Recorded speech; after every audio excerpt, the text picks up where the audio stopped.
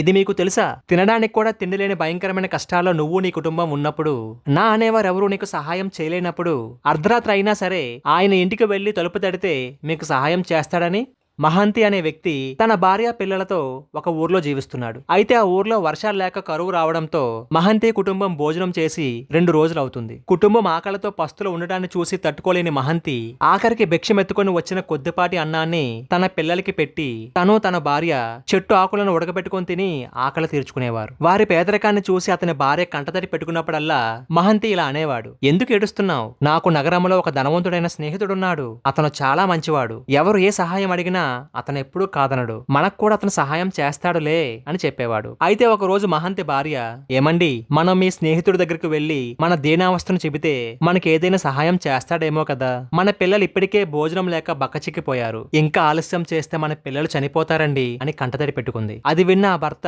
ఇక కాదనలేక తన స్నేహితుడిని కలుసుకోవడానికి తన భార్య పిల్లలతో కలిసి పూరీ నగరానికి కాలినడకన బయలుదేరతాడు. వారు నగరానికి చేరుకునేటప్పటికి అర్ధరాత్రి అవుతుంది. నగరం మొత్తం నిర్మానుషంగా ఉంటుంది. అప్పుడు ఆ మహంతి తన భార్యతో, ఇప్పుడు నా స్నేహితుడు నిద్రపోతూ